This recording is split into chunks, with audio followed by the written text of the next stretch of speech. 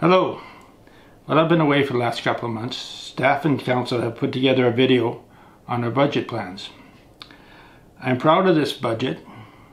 It is a result of a lot of hard work.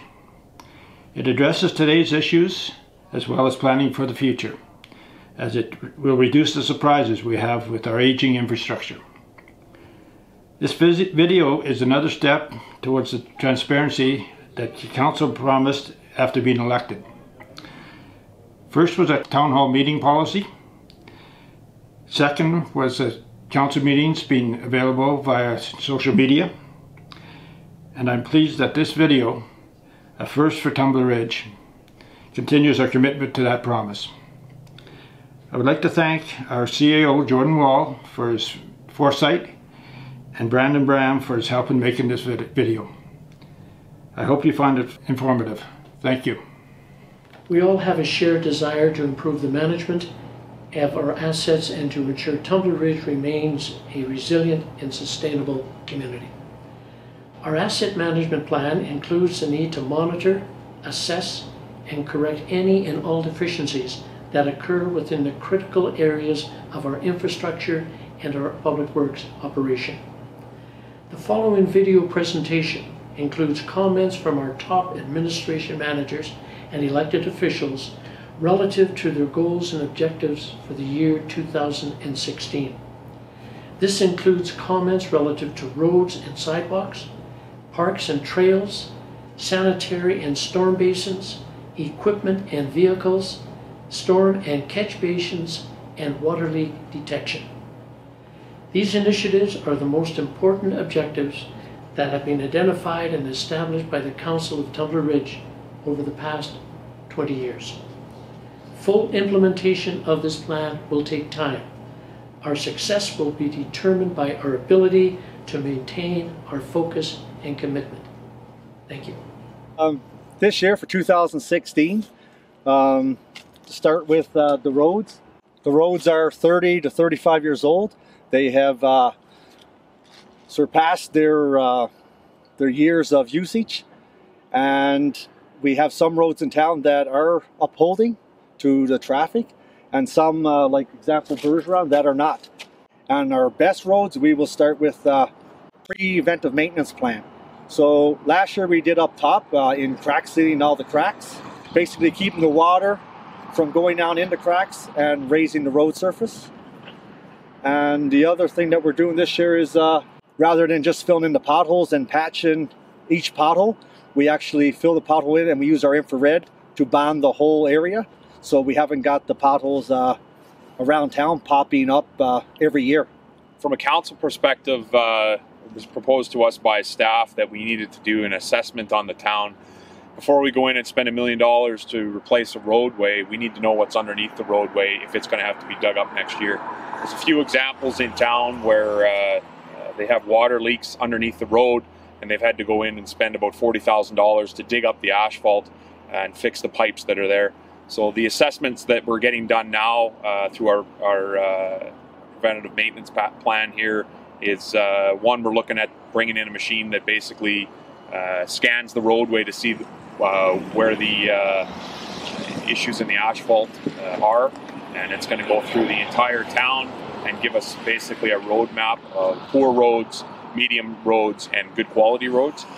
Then we can use that along with the data that we're going to collect from the assessment that's being done on the water mains in town. So they're going to do some type of a pressurizing of the water mains in town. There's a company contracted to come in and do that to find out where pressure drops happen, stuff that will be done late at night when people aren't using their water, and with the intention there to find out if we have any other bad areas in town that need to be fixed up. If we're going to repave a road, we want to make sure that we've got all the stuff under the road fixed first, and that goes along with the catch basins and any of the concrete fixtures that are in the roads as well.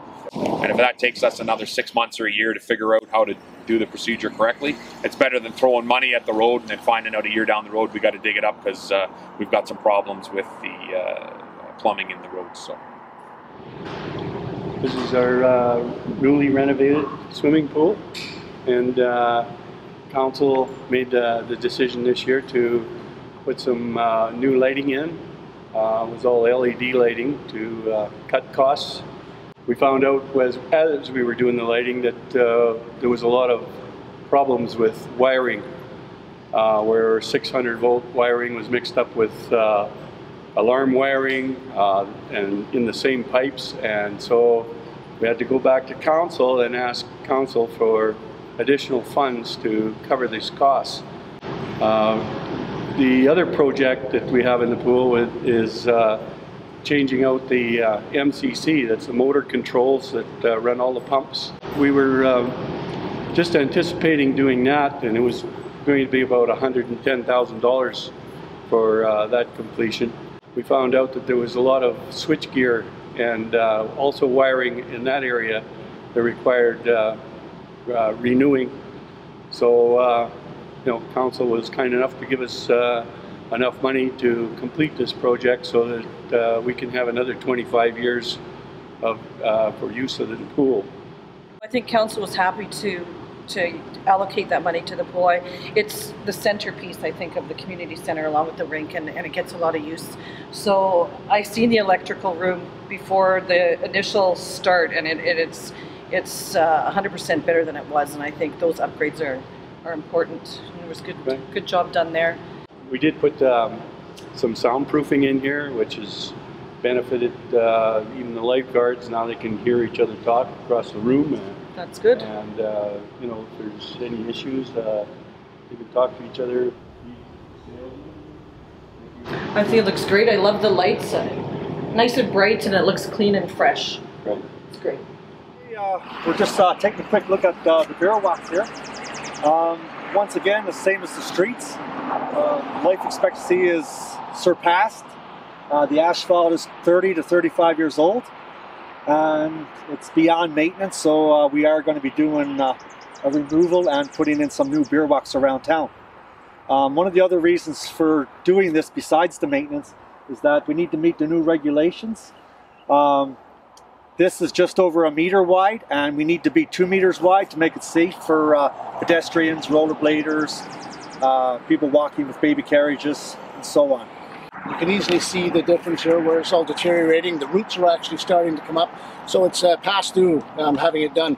But it's also a continuation of what we've started from here, going down towards the where the industrial area, the light industrial area. And it's just starting to get this standard, not only in areas like this, but also running along Monkman in front of the school, running down towards the back up around towards the hotel. We're not exactly sure. We're looking for about 2 kilometers this year, possibly maybe touching up a little bit at the golf course. If there's a possibility that could happen, just depending on time. But again, since we put this one here in, we've noticed that the people using the walkways has actually increased dramatically. So it makes a lot of sense for the residents of Tumbler Ridge to make anywhere in town a little more accessible by walking. Okay, 2016, I guess we took the onus on to replace blowers here at the lagoon. Blowers, what they do is supply air to the lagoons, so provide a mixture of solids in there, plus give oxygen levels to bacteria that consume all the solids that come into the lagoons. These blowers are 35 years old. They worked really good over the years, but they're coming to a lifespan now of 35 years, and we're probably foreseeing problems down the road here. An MCC panel, much needed. It's an old Westinghouse panel that you can't even buy parts for it no more. And plus a new HVAC system trying to control the environment in here by lowering the temperatures from the motors, and plus eliminating the dust that comes into this building. And from a council perspective, it was presented to us by staff that this was an issue that needed to be resolved in the short term rather than long term. To me, it's money well spent. This is definitely one of the main things you have to have in your community. You have to be able to have running water to your house, and you have to be able to get rid of that running water. And this type of an upgrade after 35 years and learning the ins and outs of the system down here and how the MCC panel works, the fact that it will modernize it and bring it so that guys can have it online where they can check it on the computers from a separate location. may possibly save us some manpower and some time, and it'll definitely improve some efficiencies down here. So if they do have problems with one of these units, it could be monitored over the long term, and hopefully we can save a few dollars for the next council 25 years down the road. Myself and Councillor Scott are here to talk a little bit about the core services review we're going to be doing this year. What a core service review is we have an outside party, which will be KPMG, come in and take a look at all the different operations of the district. So they're going to come into our departments and make sure we're running this town as efficiently as possible. And there's a number of reasons that Council felt this was an appropriate project this year that Councillor Scott is here to outline. We're going to identify efficiencies, deficiencies, so that we can update our policies and procedures based on quality information. And that way we're continually working towards transparency, correcting the deficiencies, making district and council accountable. Bottom line for the core service review will benefit the public, giving quality reporting back, indicating where their money goes, what services they are receiving, so they can make a choice on whether TR is a place of value for their taxpayer dollars. We're here to discuss the expansion that we're considering doing at the Tumbler Ridge Cemetery. When some of us moved here, we had one family of retirees, and that was it for Tumbler Ridge. Well, it's becoming a place where not only have a lot of our residents come back, but we also have a lot of retirees that have come into town and made this their home. And for that reason, we're in need of an expansion on this small cemetery that we have. It's getting fairly close to being full, and we were looking at different plans and options of expanding, and as well as a dramatic upgrade as to what we have here. The latest installment has actually been this columbarium here that we put in a couple of years ago, when it became necessary because we had absolutely no place for that type of facility. We'll be looking for input from the residents of Tumbler Ridge and how this should be expanded. Maybe different things that we should be looking at, whether it's fencing, the different plants, that type of thing. We also have an area reserved for a pet cemetery, so I think that will be quite an accomplishment for Tumbler Ridge, and I know that some of this work that we're starting with the expansion will be starting this year, this summer, and we're just looking forward to that. It'll be nice to be able to give residents and non-residents alike a choice as to how they would like their final resting spot to be. The district over the course of several years has been upgrading old equipment in various playgrounds to make sure our children have safe play areas. In our 5-year plan, there's money slated for this year, 2017 and 18. I would like to see an overall planning committee to look at the district as a whole, to see where everything is located, indicating remaining lifespan, and then plan the timelines to either remove if no longer applicable, replace if something is essential for the residents of Tumbler. We are forming an asset management committee, and any interested public is interested to join. My name is Ella, and I'm a certified playground inspector, and the district's been doing a wonderful job in maintaining the playgrounds and keeping it up to specs. We've already tore down the older playgrounds now, and within the town you can see the many new playgrounds that's being built, and we have 2 more new ones coming in. So now we're going to replace the RV park and the Soprano Park, and only more better things to come within the parks. So it was about 2007 that we tried out, we installed the first 8 lights in Peace River Crescent, and as a test just to see what they were like. After a bit of time we realized that they didn't require any maintenance, and they were operating really well. So we suggested to council that they purchase some lights, LED lights on a program of so many per year. When Ken came forward in regards to doing them so many every year, and then I had a chat with him in his office, and he just said, like, you know, the payback, once all of them are installed, the payback on all the lights would be a 3.5 to 4.5 year turnaround. So, you know, I said to him, if we were to do them all at once, You know, I know it's a big chunk to put forward, but like Ken said, that just makes them pay themselves off that much quicker. He's got a local contractor, DSL Electric, here in town that's installing them for us. They're doing a great job, so if anybody's been around town, downtown's already done and it looks amazing at night down there. So Willow Street's been done, and now they're down bottom here starting on lights. To me, they're brighter. They're going to be safer for residents walking around. Safer in regards to if we have animals in town, hopefully people will be able to spot them. So again, hats off to Mr. Clickash and his staff for bringing it forward, and council and the worship for supporting senior staff and moving this forward to do it in 2016's budget. So Joan and I are here today to talk a little bit about the branding process that the district went through just recently. We hired Channel Collective to come and help us find a new brand for Tumbler Ridge.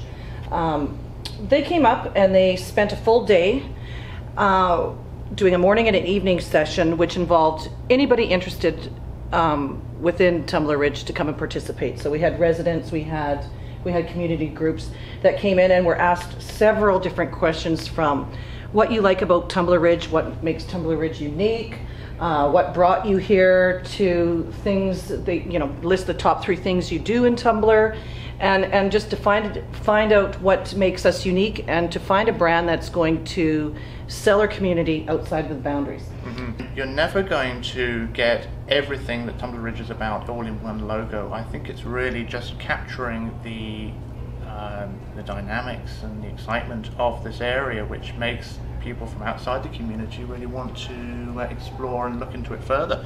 You know, they'll have to Google what's a geopark. Yep. But you know, that's what we want them to do. We want to pique their interest, and that's all that this logo is aiming to do, in my opinion, and also to unite the community behind one logo, as opposed to all of these different organizations, which, you know, from an outside perspective, again, is confusing. It can be confusing. We have some consultants from BC Tourism, April Moy, who's been working with us for a long time on this, and just, you know, knowing how much work she's done with branding BC as a whole and Northern BC.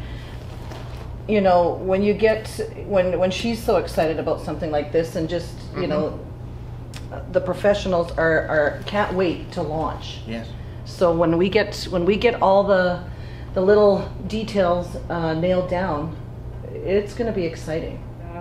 So our the current District of Tumbler Ridge website is approximately 10 years old, and as with anything that gets old, especially in technology world, things begin to break down, and our website is certainly experiencing huge breakdowns in in what we're being able to communicate out to the residents and the public.